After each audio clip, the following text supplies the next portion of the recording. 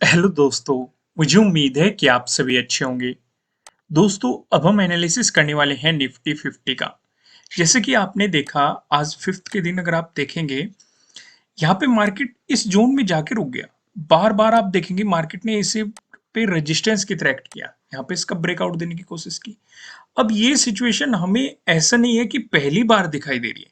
ऐसी सिचुएशन हमने 1 सितंबर को भी देखी थी, मार्केट इस जोन में रुक गया था। यही सिचुएशन हमने 26 अगस्त को भी देखी थी, मार्केट इस जोन में रुक गया था। और अगर आप उससे पहले भी देखेंगे, पीछे जाएंगे, तो वहां पे भी आपको ये एक रेजिस्टेंस के रूप में दिखाई दी थी। और अगर आप इसे थोड़ा सा और ध्यान से देखेंगे, मैं आपको दिखाऊंगा इस ट्रेंड लाइन को। आप फिर कहेंगे मुझे कि ये ट्रेंड लाइन पीछे ही नहीं छोड़ रही। आज भी देखो, ये यहीं पे ही रेजिस्टेंस बना हुआ है। अगर आप आज की कैंडल पे फोकस करने वाले हो, इसका मतलब मार्केट फिर से रेजिस्टेंस जोन में चला गया। अब यहां से फिर सवाल उठ जाता है, क्या मार्केट में फिर से गिरावट आएगी या फिर इस रेजिस्टेंस लाइन का मार्केट ब्रेकआउट देगा? क्योंकि अगर यहां से गिरावट आएगी, सेलर्स हावी होते हुए दिखाई दिए, तो हमें सेलिंग अपॉर्चुनिटी मिल सकती है। अगर इसका ब्रेकआउट दिया, तो हमें एक बाइंग अपॉर्चुनिटी मिल सकती है। लेकिन ध्यान क्या रखना है, कैंडल की क्लोजिंग का ध्यान रखना है। मैं आपको ये हमेशा कहता हूं। मैं इसे थोड़ा सा जूम करके दिखाता हूं और ये चीज बारीकी से समझने की कोशिश करना, जो मैं आपको समझाऊंगा। अगर आप देखेंगे, आज इसी कैंडल पे, यानी कि यहाँ पे 1 डे का मैंने टाइम फ्रेम ले रखा है, ये कैंडल आपको यहाँ पे रेजिस्टेंस की तरह एक्ट करते हुए दिखाई दे रही है। उससे पिछले वाली कैंडल को देखो, रेजिस्टेंस, उससे पीछे भी रेजिस्टेंस, रेजिस्टेंस, रेजिस्टेंस, रेजिस्टेंस, यानी कि इतने रेजिस्टेंस दिखाई दे रहे हैं और एक जोन यहाँ पे क्रिएट होता हुआ दिखाई दे रहा है। बार बार ऊपर मार्केट रेजिस्टेंस, नीचे सपोर्ट, इसी जोन में ऊपर नीचे होता हुआ मार्केट दिखाई दे रहा है। तो इसलिए मैं आपको कह रहा हूं कि अगर मार्केट में आपको यहाँ पे सेलर्स हावी होते हुए दिखाई दिए, तो आपको यहाँ पे एक सेलिंग अपॉर्चुनिटी मिलेगी, क्योंकि ट्रेंड लाइन फिर से रेजिस्टेंस की तरह एक्ट करते हुए नजर आएगी। अगर इसका ब्रेकआउट मिल गया, तो यहाँ पे बायर्स हावी होते हुए नजर आएंगे, तो आपको एक बाइंग अपॉर्चुनिटी मार्केट में देखने को मिलेगी। और कोशिश मार्केट क्या करेगा वो भी हम आगे डिस्कशन करेंगे।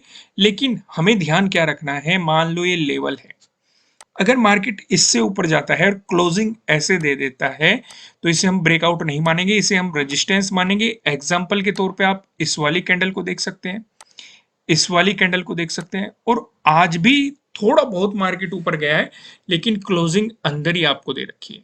ब्रेकआउट किसे मानेंगे? ब्रेकआउट मानेंगे इसे, मतलब इस तरीके से अगर क्लोजिंग ऊपर होती है तो उसे ब्रेकआउट माना जाएगा। जैसे कि आप इस वाली कैंडल को देख सकते हैं, इसने अच्छा खासा ब्रेकआउट दिया। हालांकि अगले दिन हमें एक अच्छी खासी गैप डाउन ओपनिंग देखने को मिलेगी, वो एक अलग रीजन है, पर लेकिन इसने ब्रेकआउट दे दिया था इस वाली कैंडल का, तो इसे हम ब्रेकआउट मानिए।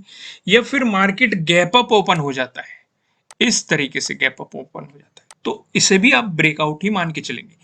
ये एग्जांपल आप इस वाली कैंडल पे देख सकते हैं। यहाँ पे मार्केट रेजिस्टेंस की तरह एक्ट करा था, फिर गैप अप ओपनिंग हुई, इसका ब्रेकआउट दे दिया, और फिर मार्केट ने वापस आके इस वाली कैंडल पे फोकस करो, इसी ट्रेंड लाइन पे सपोर्ट भी लिया था, और उसके बाद फिर से ब्रेकडाउन दे दिया, तो अभी एक रेजिस्टेंस बना हुआ है। ये जो रेंज है, ये हमने कल भी डिस्कस की थी, यानी कि लास्ट जब वीडियो डिस्कस की गई थी कल से, मतलब वहां पे भी डिस्कस की थी, और ये वही रेंज बनी हुई है। अब इसका फायदा क्या हो सकता है? अगर मान लो हम बार बार देख रहे हैं कि मार्केट यहाँ पे रेजिस्टेंस की तरह एक्ट कर रहा है, अगर रिवर्सल मोमेंटम दिखा, तो हमें अपनी टारगेट का पता है, ये सपोर्ट जोन। क्योंकि जब जब मार्केट यहां पे रेजिस्टेंस की तरह एक्ट करके गिरावट दिखा रहा है, वो इसी सपोर्ट जोन में आपको सपोर्ट लेता हुआ दिखाई दे रहा है।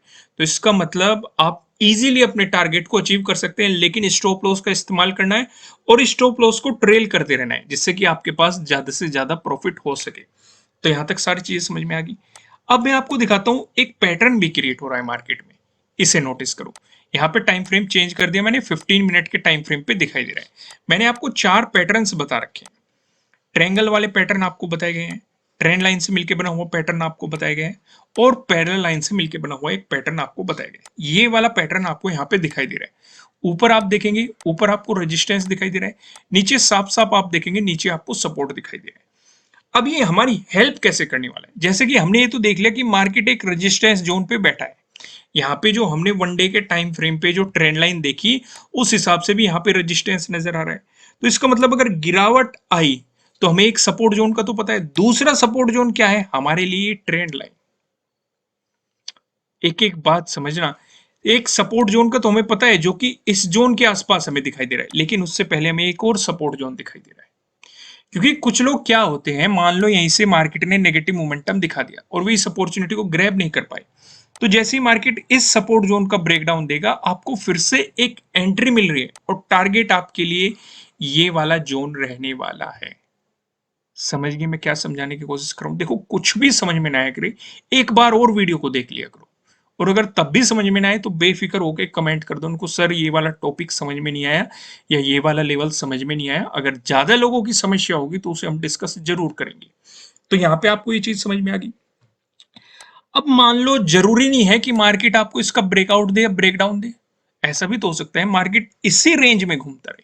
अगर मार्केट ने इसी रेंज में घूमने की कोशिश की, ध्यान से समझना, अगर इसी रेंज में घूमने की कोशिश की तो ट्रेडिंग नहीं करनी है, क्योंकि पॉसिबिलिटी हो जाएगी कि मार्केट एक साइडवेज मोमेंटम दे दे, और साइडवेज मोमेंटम में जैसे ही आप कुछ भी परचेजिंग करोगे, चाहे सी परचेजिंग कर रहे हो या पी की परचेजिंग कर रहे हो, आपके प्रीमियम की वैल्यू समय के साथ डिक्रीज होती रहेगी और आपको आखिर में लॉस का ही सामना करना पड़ेगा, या फिर अगर प्रॉफिट होगा तो वो बहुत ही कम होगा। तो इस चीज का ध्यान रखना है। बशर्ते आप मतलब जो ऑप्शन राइटर होते हैं, जो ऑप्शन सेलिंग होते हैं, वे अच्छा खासा प्रॉफिट बना लेते हैं साइडवेज मोमेंटम में। रीजन मैंने आपको कई बार एक्सप्लेन किए हुए हैं। तो हमने यहाँ पे क्या समझा कि मार्केट एक रेंज को फॉलो कर रहा है, हमें रेजिस्टेंस का पता है, हमें सपोर्ट का भी पता है।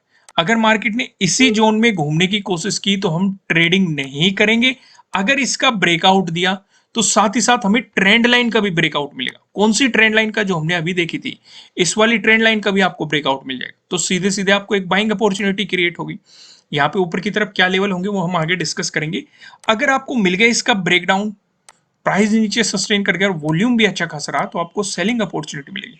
अब यहाँ पे एक बात और समझो, मान लो मैंने बता दिया आपको ये रेजिस्टेंस है, मार्केट ने इसका ब्रेकआउट दे दिया, तो मैंने आपको कहा बाइंग अपॉर्चुनिटी मिलेगी, आप एक बाइंग अपॉर्चुनिटी मार्केट में ले सकते हैं। लेकिन अगर वॉल्यूम आपको कोई खास नहीं दिखाई दिया तो गलती से भी ट्रेडिंग मत करना। वो एक तरह का ट्रैप क्रिएट हो सकता है, आपको ये दिखाने की कोशिश की जाएगी कि ब्रेकआउट मिल रहा है और आप पोजीशन बनाएंगे, मार्केट नीचे आ जाएगा।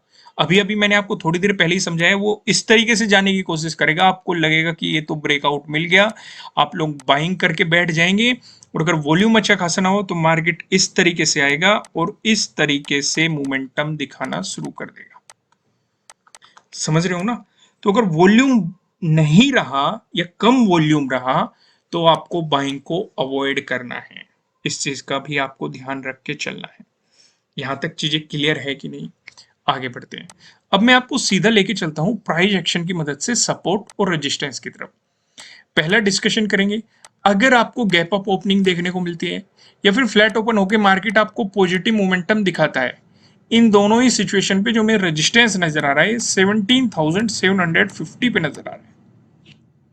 अब इसे भी समझो, ये जो लेवल है ये कौन सा लेवल है, मैं आपको उसी ट्रेंड लाइन पे लेके चलता हूं। यहां पे आप देखेंगे ये इसका हाई है, या फिर आप ये भी कह सकते हैं 17,800 का जोन है। हालांकि हमने यहाँ पे आपको बताया 17,750, लेकिन अगर मार्केट इसका ब्रेकआउट दे देता है तो ये हाई को अचीव करने की मार्केट पूरी पूरी कोशिश करेगा। तो इसलिए हमने इसे एक रेजिस्टेंस जोन के रूप में कंसिडर किया है। 17,750 टू 17,800 के बीच का जो ये जोन होने वाला है, यह आपके लिए एक रेजिस्टेंस के रूप में एक्ट करता हुआ नजर आएगा। इस पे आपके जैसे ही मार्केट जाएगा आपको अपनी प्रॉफिट बुकिंग करने में ही फायदा है, क्योंकि एक रिवर्सल का कारण हो सकता है।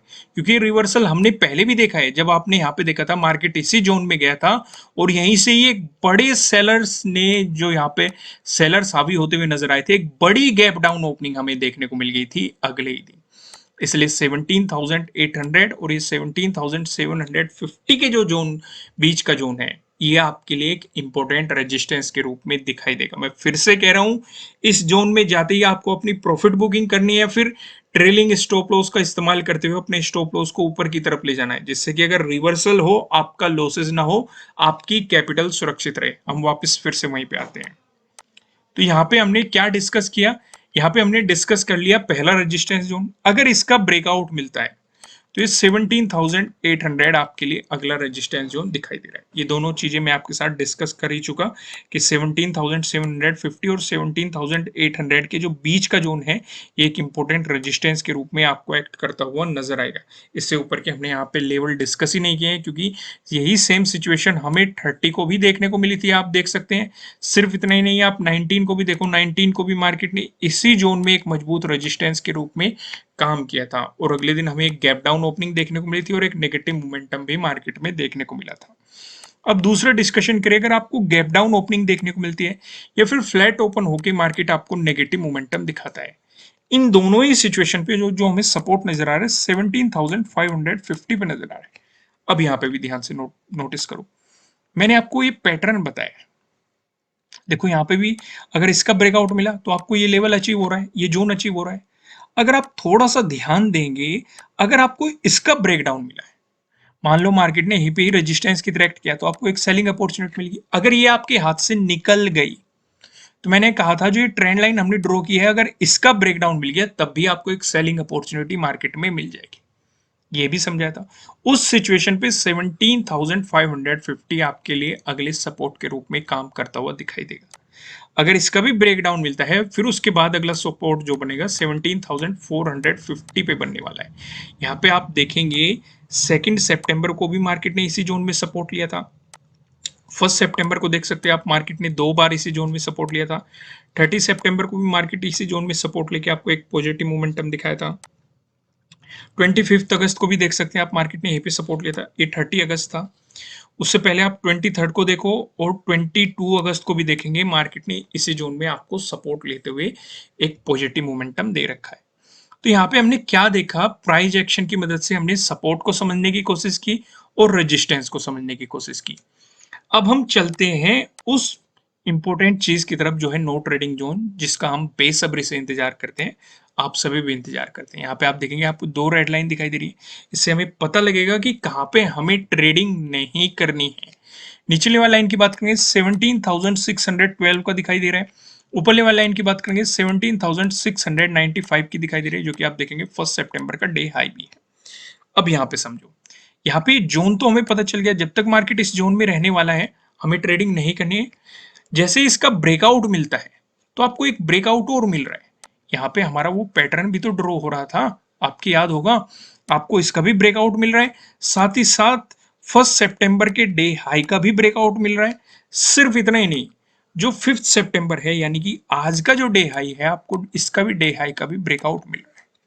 तो सीधे सीधे आपका टारगेट अचीव हो जाएगा। अगर मार्केट ने इनका ब्रेकआउट दिया, वॉल्यूम अच्छा खासा रहा, तो डेफिनेटली मार्केट 17,750 टू 17,000 जो 800 का जोन आपको बताया गया है, इसे अचीव करता हुआ मार्केट नजर आएगा। लेकिन बात करें अगर मार्केट ने आपको नेगेटिव मोमेंटम दिखा दिया, तो आप यहाँ पे देखेंगे जो ये हमारी एक लाइन थी जो हमने ड्रॉ कर रखी थी, ये पैटर्न वाली लाइन, इसका भी आपको ब्रेकडाउन मिलेगा।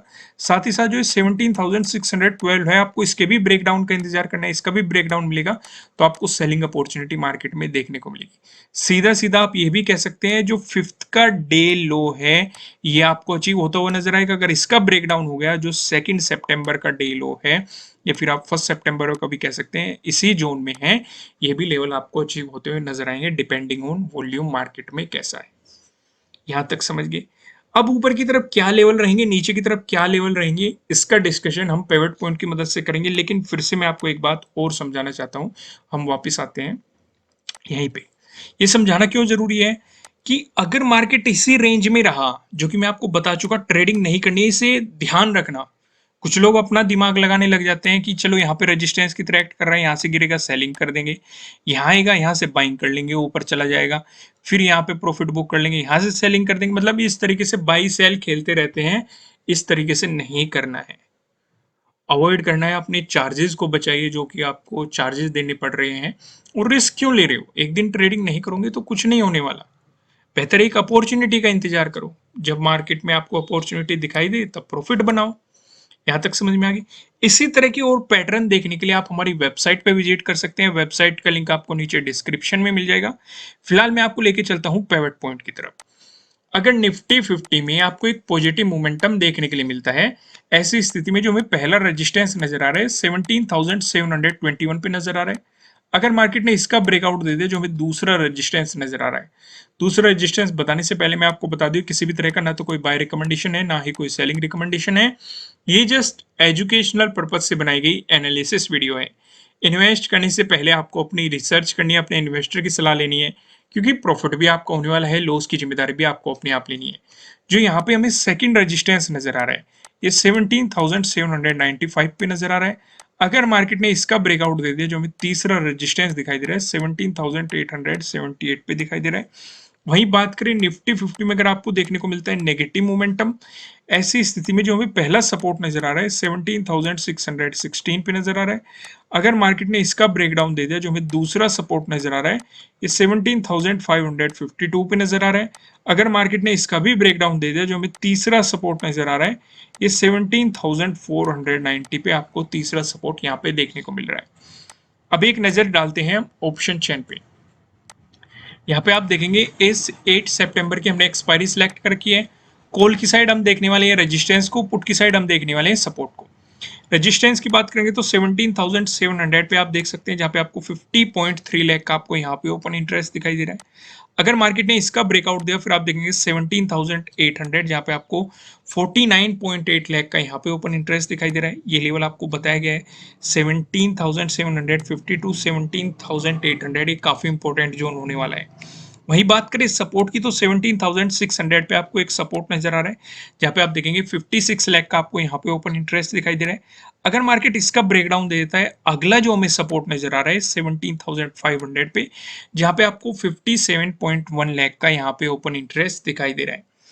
दोस्तों इस वीडियो को लाइक कीजिएगा, चैनल पे नए हो तो चैनल को सब्सक्राइब कीजिएगा, बेल आइकन प्रेस कीजिएगा, जिससे आपको आने वाली वीडियोस की नोटिफिकेशन मिल सकेंगी। कमेंट करके मुझे बताइएगा कि आपको एनालिसिस कैसे लग रहे हैं, आपके लिए कितने हेल्पफुल हैं।